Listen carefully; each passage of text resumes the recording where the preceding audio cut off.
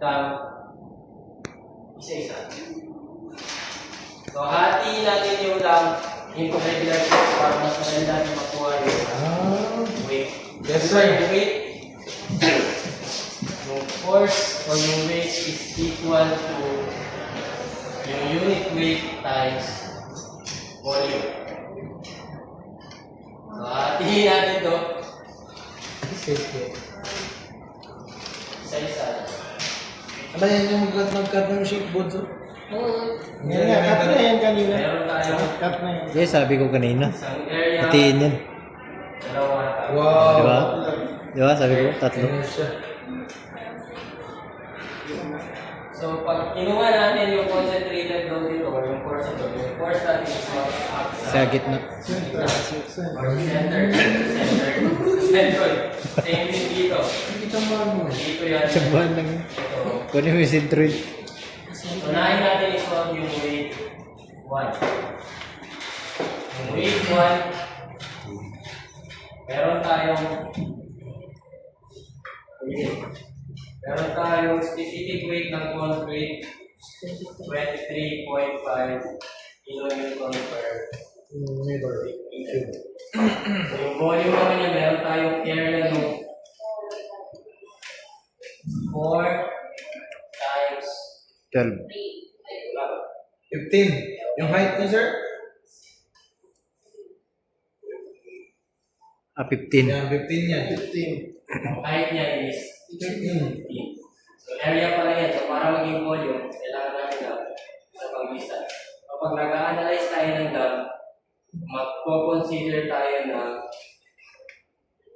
1 meter slip.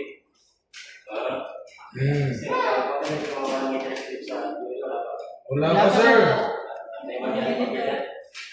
So, para maging volume yung area, mag-add tayo ng isang distance. So, pag nag-analyze tayo ng dam, magpo-consider tayo ng 1 meter slip.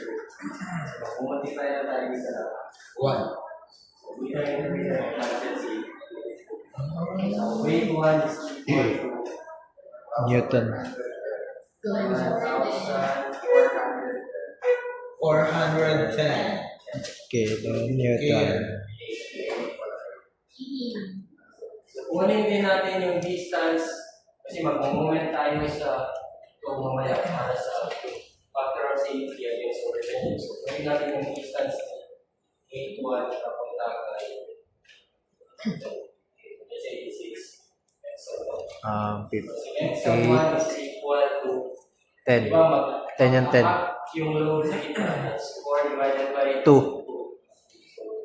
2 10 yan, sir. 10. 7. Yan, sir. 8 yan.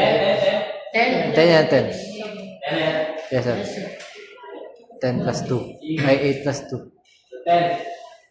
So, yung weight naman sa number 2, ay weight 2, 23.5 times area ng triangle. Diba? Oh, Papunta man sa corner.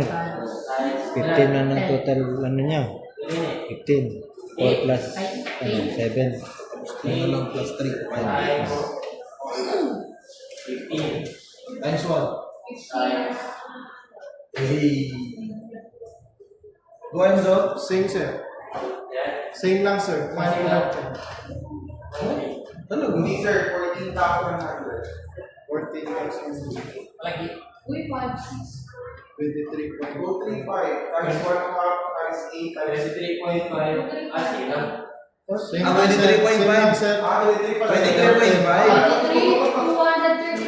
Kala namin siya 235. Yung distance naman sa center na distance naman diba? Itong portion na ito is Hindi nakita yung point. closer than deep. Yes, sir. Yan yun. Ano yan, sir? Closer than deep. 8 over, ay 16 over 3. 16 hours na yun. Without using calculator. So next is deep. Certain. Ano po yung 10 Secret. Yan, sir. Para nakuha. W3 naman. W3 is 3.5 3 plus 2. Enzo. 15 times 3 plus 2, 5, times 15, 10.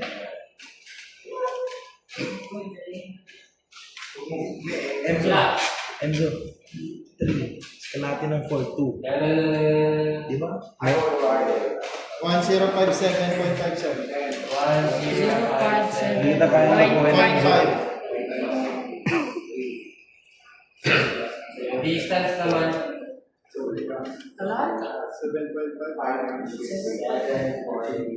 5 meter. so yan lang ba yung mga resist yung mga vertical forces? Yes. So notice, meron pa tayong isang weight dito.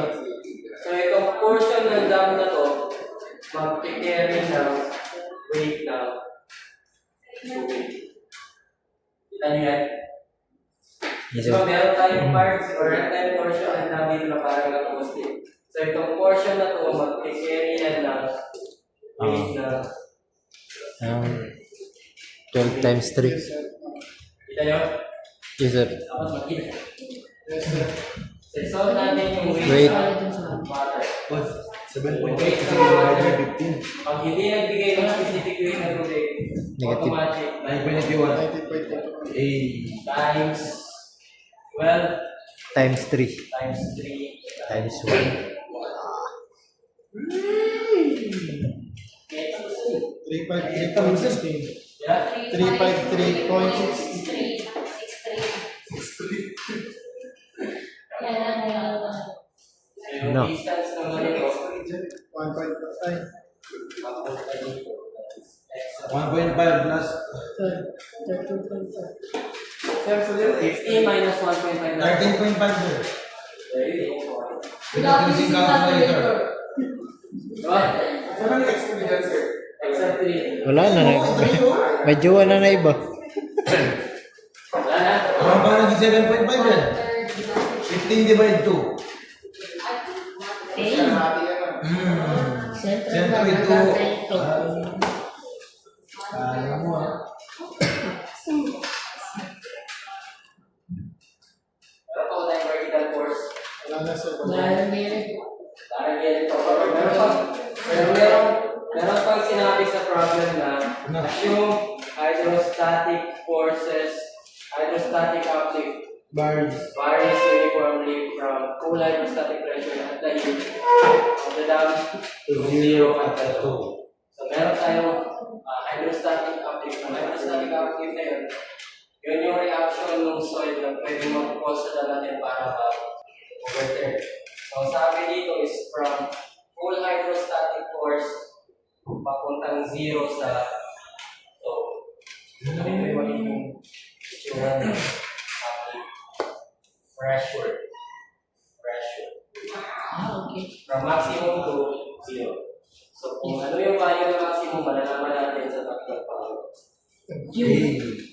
So next naman, proceed tayo. Ano naman natin yung, or hanapin naman natin yung horizontal forces na isa lang. So syempre, yung horizontal force na yun, kung magpapos lang nun, is yung pressure due to water. So, di ba naalala nyo sa hydrostatic forces, yung pressures na tubig is, meron tayong pressure diagram na from surface ng tubig papunta sa baba. Yung form ng pressure natin is triangular.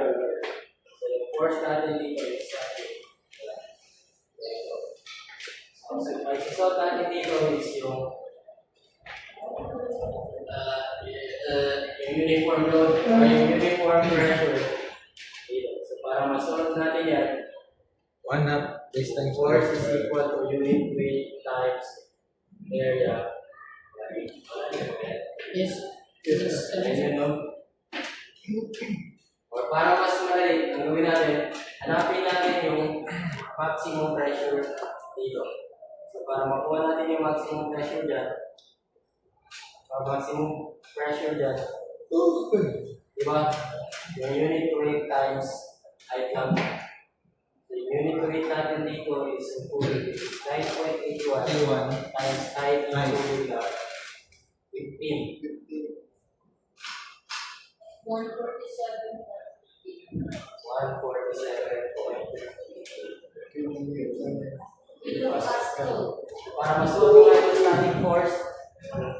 times. Area na. Boss, yan. Pressure natin is 147.15. Area naman ng triangle natin is 1/2 1/2 base 15 times is x. 15 times Ano nga ito yun, sir? Ay, elimination natin na. So we have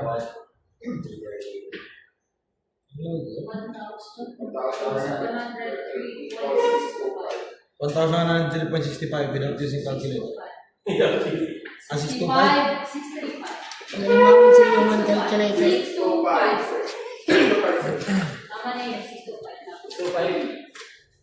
635, sabi ni John.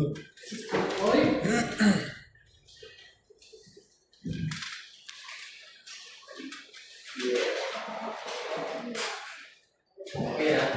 So yung horizontal force natin is.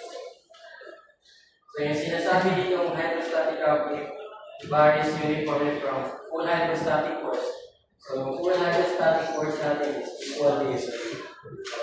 Dito, so 147.15. So para ma-solve natin yung hydrostatic uplift, let's say U. Same din. We have yung pressure times area. Area. Yung pressure natin is 147.15 times area na Example. 15 din, no? Tabi. Yan. Kaya ano siya? 1, 1, 2, 3, 4, 6, 2, 5, 8.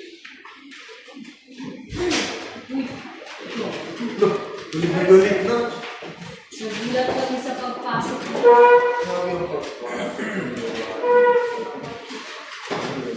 Siyempre yung F natin dito, mamaya mag-moment din yan. So yung F natin, mag-cause yan ng overturning. So yung distance niya, yung moment is force times distance. And yung distance is yung distance perpendicular dun sa force. So let's say this is y. So si y naman is 1/3 ng 15. Diba? Y is 5. Same din naman dito. The distance ng upward force naman natin. 1/3 ng 50. 2/3 ng 15, which is, say this is XL5. XL5 is, so kompleto na lahat ng force, isolve na natin yung, Ay, wala pa rin. isolve na natin yung factor of safety against sliding. So una, isolve muna natin First line, so kayo boss. Total na 50. R1. Para ma-solve si R1, we will sum up forces vertical equal to 0. Positive upward. So, una dyan is RY. R1. And then yung uplift force naman, 1,000 1/1. uplift force. And then lahat ng other vertical forces is downward minus. Ulit 3, 4. Wait. Kaya wala na. Ano? So we have RY equal to 1103. W1, 1, 4, 110. W2, that's 1, 4, 110 also. 3, 1057.5. Si water, 353.16. And then, uplift force, from positive magiging negative, which is equal to 110.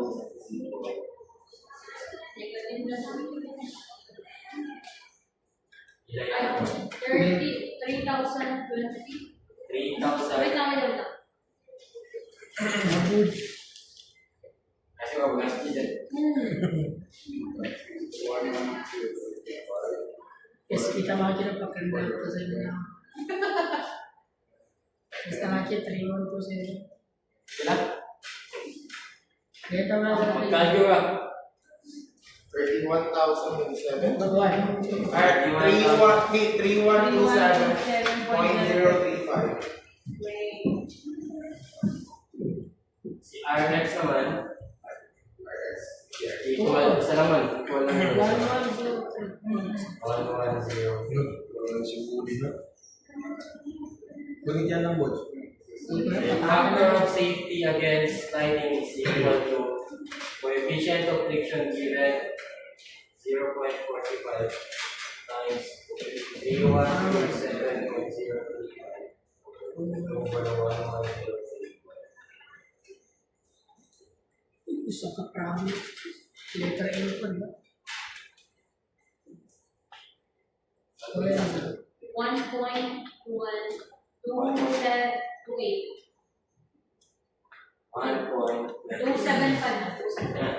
1.28. Okay. Factor of safety natin is greater than 1, therefore yung structure natin is safe against sliding. So next naman, solve natin yung factor of safety against Writing moment. writing moment, mag-moment tayo. Lahat mo. Moment tayo sa Two. so yung writing moment is yung moment na magre-resist ng overturning. So yung mga forces na yan is yung yung overturning moment is pag-ganon. Yes, Yung sir. writing moment dapat Ganyan. Imbis pa ganun, pa ganun. Kung sa writing moment, una si pag nag-moment siya papunta kay ito, pag-ganon. So writing moment yan. So we have weight 1, 1, 4, 10 times x sub 1 na 10. Next is the weight 2, 1, 4, 10. Distance is 16 over 3. Ano ba? Si weight 3. Si weight 3, writing moment din. Dito to. 1017.5. Distance is 7.5. and then yung weight ng water. So costing ng writing moment. Yan yun. 353.6 times. Ilan? 13.5. Meron ka ba? Mali na. Yung isang force, yung uplift, is mag-cause ng overturning. Over 30. Sali sa Here. Yan lang. So ito, overturning nga lagi lapas. 34,000. Ilan? 34,350.91. 4,000. Depende siguro po sa nagharap ng dam. Pag dito kasi nagharap sa kabila, Lagi ito. ano malay mo yung drawing doon nagharap sa kabila? So, naman natin yung overturning. Both is Yung overturning moment is yung Depende man saan yung tubig. sa dagat yung Yan lang, tubig. sir, o you. So, yung una is yung You 1103. F na 1103.60. So, kung siya na overturning. Yung distance niya is si Y, which is 5. next is si uplift. Same way, 103.60 times distance is meron ba? Wala na. Wala na. Wala na. 3,554.375. Safe. The factor of safety against overturning. Safe 10, 34,350.25. Over 16,554.375 2.07. equals 2.07 without using calculator. Greater than 1. Safe. Safe against overturning. Safe. Hey! C, well, sir. Imagine yung dam natin overpower na kahit yung static force. Ikot talaga yan. Tayo na tawagan na. Kasi sila Ito rin daw yung exam. we have B over 2 minus X. Si B dito is yung base ng dam, which is 15. hanapin na lang natin is yung distance ng RY sa which is X. So for X naman, we have RM minus OM. Ito, meron pa pala yan? Meron pa men. C pa yun. X. RM is Ito pa pala. 34,350.91 minus 16,554.7 over RY na 3127.035. Beer on the version. Yan ang X. Look. Wala ba ito? Without using calculator, the answer is Okay na, 5.68. 5.68 meter. So, sige natin is Sir, saan na lang may distance equal? 2. RY, papunta ka nito? Ano po ito? X ba lang? No. Distance ni? Yung distance nung Papunta kay Tao. papunta sa Pupunta doon ka. RY. Yung distance ng RY sa 5.68 meter lang. Hindi siya ito. Nasa 5. Galing na yung survey. Ito yung 360? yung E natin is Elasticity modulus. 5.4. Ano pala yung email? 3 nga. 2.68 yan. 2.68. Pag magsasolve tayo ng electricity, kunin na natin yung mga sunod value. So, neglect na natin sa E is equal to Negative 2.68. Pero, 2.68.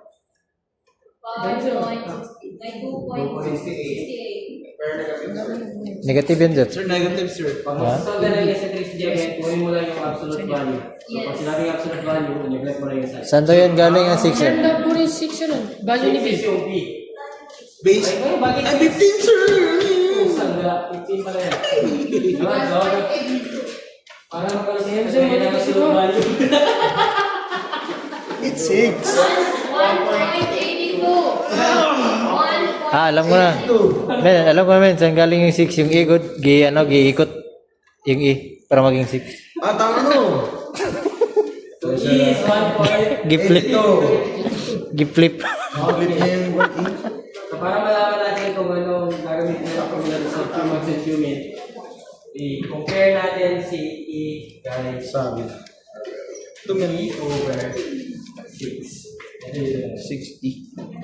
Kasi ito, 6E kasi yan. Ito yung nakopya ni Sir. Itong 6 E dito. natin is 15 over 6. Yes, sir. Ilan itong 15 over 6? Eh, pila ba yung 2.5. 15 over 6. 2.5 ba tayo? 2.5 lagi. Walang calculator. B over 6 is greater than E. Na-save din yun. Greater than what? Less. Less. Yeah, hindi sir, baliktad. Baliktad. Ayan o. Yes, sir. So si E is less than B over 6. Yes. Therefore, ang formula na gagamitin natin is itong nasa plastic. Yung Qmax. Yung max Qmin. Mahalat na siya ka. Isa pa greater than, isa pa ba? Pag greater than, ito sa baba. Ang minimum Saan baba? Ito. Zero. Ito ba? Mambo. Okay, ano palagay mo? Qmax and Qmin. Ito ang Qmax. Negative R1 E is less than base. E 1 plus minus Negative. 6 Si E is less than base over 6. Tama. Yan ang Qmax. RY 317 all over. 3127.035. 0.035. Hindi natin is yung base 15 times 1. Plus is yung maximum. Yes, sir. Ay, Plus is yung minimum. 6 ito. 6E. Times 1.82. Lower base. over Kapanay. Wala. negative House go. 60. Qmax. 360.23, sir. Makikita eh. Grabe ko ba ito? Grabe isang problema yun. Gago na. Pag plus, magkano? 360, sir. 360 point. 23. Pag minus, Ah, yan pala palagda ng minus menu. 23. Kung may minimum niya. 56. Ayun, oh, kita mo? Ayun, may plus minus. yung max is 360 point.